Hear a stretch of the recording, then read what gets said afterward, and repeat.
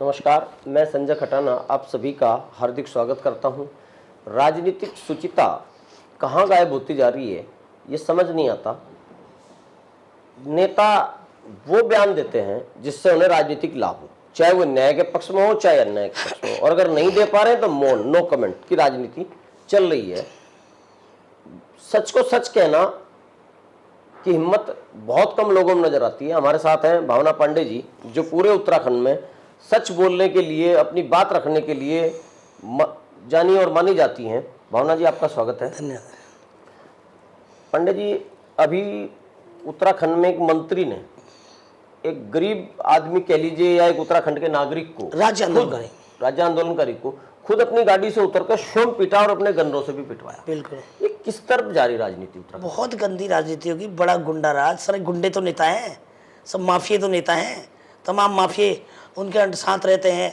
तमाम बता तो रही हूँ उत्तराखंड की जनता का क्या हाल बुरा कर रखा है। अभी आप उस समय महामंचल में नहीं आए, तमाम उत्तराखंड के आंदोलनकारी महामंच पंचायत में थे, और अभी ऋषिकेश में मशाल यात्रा चली है। भाजपा से इस वक्त पहाड़ चिल्लाते हैं लोग, और पहाड़ियों को ही क्या कहते हैं, मारते हो, और आपके पिटने के लिए पहाड़ी नहीं बैठा यहाँ पर। और क्या पहाड़, उत्तराखंड इतना सा उत्तराखंड है, पहाड़ अलग, प्लेन्स अलग, गढ़वाल अलग, कुमाऊं अलग, ये राजनीति करते हैं लोग। राजनीति इस तरह इतना गिर गया कि वो सड़क चाप की तरफ पीट रहा है। बताइए, वो कैबिनेट मंत्री है, सबकी आंखें अंधी हो गई है, सब सूरदास हो गए। भाजपा के हाईकमान क्यों नहीं देखते हैं सब? और जाएगी इनकी सीट, देखो हरिद्वार तो जा ही रही है, हरिद्वार ऋषिकेश में ही आता है, हरिद्वार तो सीट जा ही रही है। ऐसा ना हो अगर इन्होंने स्टेप सही नहीं उठाया और इन्होंने खनन बंद नहीं किया, इन्होंने अगर इस तरह से जातियां करनी बंद नहीं की, तो ये 5 सीट भी हार सकते हैं, 5। ये तो मेरे पास कैंडिडेट नहीं है अभी, इतनी जल्दी मेरे पास फोकस भी नहीं है कि मैं इतना फोकस नहीं कर सकती हूँ एक सीट पर, तो वरना मैं 5 सीट हरा देती इनको। और कहना चाहती हूँ भाजपा को, आंखें खोलो। ये फेसबुक में चमकाने से, उद्घाटन से, झूठ मूठ प्रचार प्रसार से कुछ नहीं होने वाला, कुछ नहीं होने वाला है। अच्छा, एक और बड़ा मुद्दा अभी सीएम साहब उठा रहे हैं, मजारें तोड़ी जा रही हैं, मजारों के चक्कर में मंदिर भी टूट रहे हैं, इसे कैसे देखते हैं? ये तो बहुत गंदी राजनीति है, बहुत गंदी राजनीति है। मंदिर तोड़ो, मजार तोड़ो, हनुमान चल जी को सड़क पर ले आओ, भगवान राम को सड़क पर ले आओ, हिंदू मुस्लिम करो देश में, और उसके बाद जाके राजनीति करो। अब ये उत्तराखंड में नहीं चलने वाला, यहाँ मजार मस्जिद नहीं चलने वाला। यहाँ तो रोजगार चाहिए, पेट में खाना चाहिए। बच्चे जो नशा कर रहे हैं वो नशा छुड़वाना है, नौकरी नहीं करते, घर से ठुकराए जाते, तो सड़कों में जाके नशा, टेंशन में नशा करते हैं। कितने लोग मर रहे हैं आए दिन, देखो नशा पत्ती करके सड़कों पर लोग दुर्घटनाएं हो रही है। रोजगार चाहिए, रोजगार चाहिए। यहाँ नहीं चलेगा हिंदू मुसलमान, तुम्हारा सिक्का खत्म, हिंदू मुस्लिम वाला। तुम राम को, अरे तुम राम वाले, हम श्याम वाले हैं। और आप हनुमान जी को देखो, इन्होंने क्या करा, पहले 25 साल भगवान राम को टेंट में रखा, उसको भुनाया खूब। जब सुप्रीम कोर्ट ने मंदिर बनाया तो उसको भुनाने लगे, और फिर हनुमान चालीसा पढ़ने का ड्रामा करने लगे सड़कों पर। जो हर आदमी हनुमान चालीसा पढ़ता था कि भय मिटाने के लिए, और क्या कहते, बलशाली होने के लिए, और नहा धोकर अपना बिना नाश्ता पानी करे, आज तुम सड़कों में हनुमान चालीसा पढ़ रहे हो। आज तुम भगवान रामचंद्र को सड़कों पे लाए, तुम हनुमान को सड़कों पे लाए। तो आज देखा नहीं कर्नाटक में, भय मिटाने की जगह बढ़ाना चाह रहे हैं। हाँ, आप देख रहे हो आपने कर्नाटक में हनुमान जी ने क्या करा। हनुमान जी तो वो चीज है, अपनी पूंछ में लंका लगा के, आग लगा के तुम्हारी लंका जला रहे, वो लंका जला दी नहीं थी। आप देखा नहीं कर्नाटक में इनकी सरकार निकल गई। और ऐसी करोगे हनुमान जी का इस्तेमाल, तो अपनी पूंछ पर आग लगा के तो तुम्हारी लंका जलाएंगे वो। मत इस्तेमाल करो भगवानों को। और मत मजार क्या करोगे, मजार और मंदिर, एक मंदिर तोड़ते हैं 10 मजार तोड़ते हैं, और ये गलत है। और न मंदिर तोड़ो न मस्जिद तोड़ो, दिलों को जोड़ो। एक करते हैं भारत जोड़ो यात्रा, एक करते हैं मजार तोड़ो यात्रा है। मैं कहती हूँ रोजगार जोड़ो यात्रा करना है, मैं करती हूँ रोजगार जोड़ो। और जिसको हिंदू भारत जोड़ना है वो जाए दिल्ली जोड़े, जिसको मजार तोड़नी वो जाए बम्बई जाए, कलकत्ता जाए। यहाँ नहीं चलेगा मजार मस्जिद। यहाँ तो ये बताओ, तुम सारे जिहाद कहते हो, यहाँ तो सबसे बड़ा रोजगार जिहाद है, यहाँ सबसे बड़ा खनन जिहाद है। उसको कौन करेगा? जो लोकल मुद्दे हैं, ये इतना सा स्टेट है, यहाँ सेंट्रल के मुद्दे नहीं चलेंगे, स्टेट के मुद्दे चलेंगे। स्टेट की राजनीति करो, स्टेट के मुद्दे चलाओ। अच्छा, अभी एक बेटी के साथ बड़ा अन्याय हुआ, नहर में फेंक दी गई, हत्या हो गई, तमाम देश में उबाल आया, लेकिन आज तक जो वीआईपी है उसका नाम जांच में नहीं करते, सजा किसको नहीं देते? क्योंकि वीआईपी तो इन्हीं का है ना। आप मुझे बताओ, सीबीआई जांच क्यों नहीं कराता धामी? नहीं कराएंगे, भाजपा फंसेगी कहीं ना कहीं। मुझे सुना है कि कुछ इनके खास लोग इनके माफिया लोग कुछों का तो फोटो आपने देखा होगा कि ये ऑलरेडी एक इंस्पेक्टर ने फोटो सार्वजनिक किया था, वो दब गई बात, क्योंकि उसमें इनका भाजपा का बहुत लीडर फंस सकता है, इसलिए नहीं करे, नहीं मिलेगा न्याय, लड़कियां मारी जाएंगी, फेंकी जाएंगी। आप तमाम देखो उत्तराखंड में आज तमाम रैकेट चल रहे हैं। आप हल्द्वानी के अंदर देखो, हरिद्वार के अंदर क्या बना रखा है इस देवभूमि को भाई? ये किसके कहने पे हो रहा है? ये किसके संरक्षण में हो रहा है? ये तमाम लड़कियों के धंधे पकड़े जा रहे हैं, और तमाम मसाज सेंटरों में कितनी गंदगी है, होम स्टे में कितनी गंदगी है, दिन दिन में होटल शराब सप्लाई की जा रही है, लड़कियां सप्लाई की जा रही हैं। क्या है ये उत्तराखंड को? तुमने देवभूमि को क्या बना दिया भाइयों? क्या बना दिया? ये धर्म नगरी है। इस धर्म नगरी में अधर्म के काम नहीं चलेंगे, नहीं चलेंगे। आप बार बार हिंदू मुस्लिम की राजनीति करते हो। अरे कि हमारे उत्तराखंड में कोई हिंदू मुसलमान नहीं है, सब एक रहते हैं, सब एकता से रहते हैं, कोई हिंदू मुस्लिम यहाँ नहीं है। तो आपको क्या लगता है केवल वोट बैंक की राजनीति है, वास्तव में जमीन खाली कराने की नीयत है? कुछ नहीं है। जमीन खाली करानी तो वो कराओ ना जो तुमने बांग्लादेशियों को बसा रखा है, उनको दो घर। और जो बेचारे झुग्गी झोपड़ियों की जो तलवार लटका रखी, कभी भी पानी आके बह सकते हैं, वो इलाहाबाद पहुंच जाएंगे। जो तमाम अपने वोटरों के चक्कर में, अगर धामी भाई अगर मजार छोड़ दे, मंदिर छोड़ दे, पहले जितनी तेरे कॉलोनिया में, तेरे देहरादून, तेरे घर के आसपास ही हजारों करोड़ों लोग जो बसे हुए हैं, रास्ते में देखता होगा जब सीएम आवास से चढ़ाता है, उनको घर दो। जिसके घर अवैध है, वोट वैध है इनकी, उनके घर वैध करो, उनको दो 25-25 गज जमीन, जिनको तुम इस्तेमाल करते हो वोटों में। हर बार चुनाव आता है, उनके यहाँ पानी डाल देंगे, उनके यहाँ सड़क डाल देंगे, उनका ये कर दे, फिर उसके बाद उनकी तलवार लटकी होती है कि कब घर टूट जाएंगे। जैसे अभी हल्द्वानी में तोड़ दिए, एक दिन देहरादून भी टूटेगा, हरिद्वार भी टूटेगा। इस बार जनता जो झुग्गी झोपड़ी में रह रही ना, वो भी इनको नहीं वोट देने वाली, वो भी थक चुकी है। उनको अवैध घर है उनको वैध नहीं कर रहे, उनको बसाना होगा। अगर उन बेचारों ने अपनी गरीबी बर्तन मांज के, ड्राइविंग करके अपने घर बना रखे दूसरों के, और इधर उधर से मेहनत करके उनके घर तोड़े गए तो अच्छा नहीं होगा।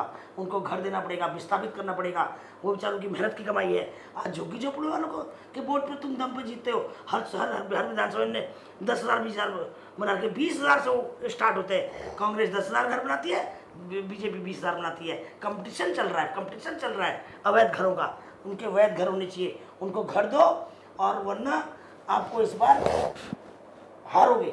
हरिद्वार तो आप निश्चित हारोगे, और 27 बार पूरे उत्तराखंड से हारोगे। तो आप अगर हरिद्वार का चुनाव जीतती हैं, वैसे तो हमारी शुभकामनाएं आपके साथ हैं, आप जीतना चाहिए आपको, तो आपकी क्या प्राथमिकताएं रहेंगी? देखो, पहले तो गंदगी सफाई करना। जितनी गंदगी माफियागिरी यहाँ पर है, हर तरह के ठेकेदारों की माफियागिरी, रोड के ठेकेदार हो गए, फैक्ट्रियों में ठेकेदार हो गए, सरकारी ऑफिसों में एजेंट मान रखे इन्होंने। और तो छोड़िए हर की पौड़ी में एजेंट है। आपसे 2100 रुपये 1100 रुपये आरती के मांगते हैं। आरती के चले जाओ जरा, LIU को भेजो जरा सिविल ड्रेस में, और मेरे से खुद आरती के पैसे मांगे। और एक आदमी से मैंने बोला मैंने आरती करनी है, उसने मेरा हाथ झटक दिया कि आपने भर की पौड़ी भी नहीं छोड़ रखी एजेंटों से।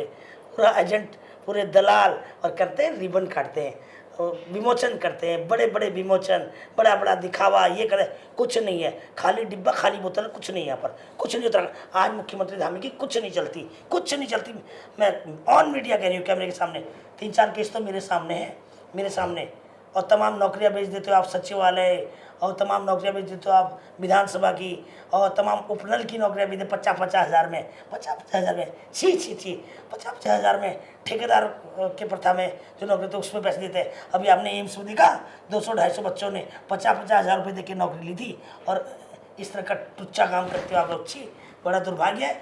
सबसे पहले यहाँ किसानों की समस्या है, सबसे बड़ी रोजगार की समस्या। जितनी इंडस्ट्रियां मेरी यहाँ लगी हैं, जितने उनको सबको उत्तराखंड के लोकल आदमी को नौकरी देनी पड़ेगी, वरना अपना पैकअप करो, वरना हम आग लगा देंगे फैक्ट्री को। मैं सामने ऑन कैमरा कह रही हूँ। मैं उत्तराखंड के युवाओं के साथ हूँ। अगर उत्तराखंड के युवाओं के लिए मुझे जेल जाना पड़े तो मुझे बड़ी खुशी होगी। और भेजो मुझे जेल, भेजो, या तो भेज दो या मार दो। एक सपना तिवारी जी ने देखा था कि उत्तराखंड के युवाओं को रोजगार मिले, और गाय बगाए चर्चा भी आई थी। आदेश हुआ या नहीं हुआ उसका तो भी पूरा संज्ञान नहीं है। 75% रोजगार जो है उत्तराखंड के लोगों को देना होगा। लेकिन अगर आप किसी भी कंपनी में जाकर देखें तो परमानेंट वर्कर तो नगण्य है, वर्कर हैं भी तो ठेकेदार के हैं, और ठेकेदार के भी जो वर्कर हैं उनमें 90% जो वर्कर हैं, मजदूर हैं, वो बाहर के लोग हैं। उत्तराखंड का आदमी या तो उनको रोटी खिला रहा है ढाबे पे बिठा के, या उनकी रेडियां चला रहा है, खाना खिला रहा है, केवल और केवल सेवा कर रहा है बाहरी लोगों की। हम अंदर बाहर की बात पे विश्वास नहीं रखते, लेकिन जहां जो पैदा हुआ है अगर उसके हक, उसका अधिकार वही नहीं मिलेगा तो पूरे देश में क्या ले पाएगा। तो कम से कम उत्तराखंड के लोगों की भी, बेरोजगारों की भी चिंता करने वाला कोई होना चाहिए। आप आक्रोश में बोली, अच्छा लगा, लेकिन उत्तराखंड के जो फैक्ट्रियों के मालिक हैं, उद्यमी हैं, उन्हें भी सोचना चाहिए कि यहाँ के लोगों को भी रोजगार मिलना चाहिए। अभी मैं किसी एक इंडस्ट्री वाले मेरे पास आए थे और 2-2.5 हज़ार आदमी काम कर रहा है। मैंने ऐसी बातों उनसे पूछा, 6,500 परमानेंट, बाकी सब ठेकेदारी। अब ठेकेदारी प्रथा में कहीं का भी हो सकता है, वो यूपी बिहार कहीं का भी, उसमें कोई रिजर्वेशन थोड़ी है। वो तो 100% बाहर के लोग हैं, और जो 650 उसमें भी मैक्सिमम बाहर के हैं। और इतने चालाक के इंडस्ट्री वाले हैं, इन्होंने क्या कर रखा है, असेंबली यूनिट नीचे पैकेजिंग यूनिट बना रखी है। कई इंडस्ट्रियों में छापे मारूंगी अभी मैं। और मैं कह देना चाहती हूँ, कल कोई ये ना कहे आपके पास क्या परमिशन है, परमिशन दे दो। परमिशन ऑनलाइन ऑन पेपर ले रही मैं। धामी कह दे डीएम को, कह दे एसएसपी को, हर फैक्ट्री में छापा मारने जाऊंगी, हर फैक्ट्री में कहाँ क्या चल रहा है। मैं उत्तराखंड की राज्य आंदोलनकारी बेटी हूँ, मेरा पूरा अधिकार है, पूरा अथॉरिटी है मेरे पास। अथॉरिटी चाहिए मुझे आपसे कि मैं हर फैक्ट्री में जाऊंगी, हर अस्पताल में जाऊंगी। कोई मुझसे कल ये ना कहे कि आपके पास क्या अथॉरिटी है। मैं आम जनमानस हूँ, मैं उत्तराखंड की आवाज़ हूँ, मैं उत्तराखंड की युवाओं की आवाज़ हूँ, महिलाओं की आवाज़ हूँ, जो अत्याचार हो रहा है उसकी आवाज़ हूँ। तो उसके लिए मैं कहीं भी जाऊँ मुझे परमिशन दे दो। मैं आज से परमिशन मांग रही हूँ, मुझे कोई नहीं रोकेगा तो अच्छा नहीं होगा। और सारी इंडस्ट्रियों में मेरा उत्तराखंड का युवा और महिलाएं काम करेंगी। 14-14 हज़ार रुपये मिलती है, एजेंट खा जाते हैं। 8-8 हज़ार में महिलाओं से काम करा रहे, और जो सरकारी करा रहे वो आंगनबाड़ियों से 3,000 में काम कराते हो, आशा कार्यकर्ताओं से 3,000 में काम कराते हो। कुछ परसेंट आंगनबाड़ी को 6 हज़ार देते हैं, और इसी तरह प्रेरक शिक्षक से 2,000 में काम कराते हो। क्या तुमने उत्तराखंड बना रखा है, क्या बना रखा है? 21,000 फार्मासिस्ट की नौकरी नहीं निकालते। एनएचएम में वही हालत है, आप पीआरडी जवानों को 303 नौकरी नहीं देते। अरे कितना तुमने गुड़ गोबर कर रखा है इस उत्तराखंड का। फिर चमकाते फेसबुक, चमकाते यूट्यूब, चमकाते उद्घाटन। ये सब नहीं चलने वाला, यहाँ पर नहीं चलने वाला। ये स्टेट है, और स्टेट में क्षेत्रीय मुद्दे होते हैं। क्षेत्रीय पार्टी अब आगे आएगी और आना होगा। और जनता से भी मैं हाथ जोड़ के विनती करूंगी कि अब आप लोग कमान अपने आप हाथ में लो। ये भाजपा कांग्रेस के झंडे हटाओ, जो आपके ऊपर एजेंट बैठे हैं, ये जगह जगह विधायक, जिला पंचायत या जिला अध्यक्ष, इनको सबको बाहर, इनके डंडे इन्हीं पे मारो, इनके डंडे और झंडे इन्हीं पे मारो। इनसे पहले पूछो तुमने हमारे लिए क्या किया है।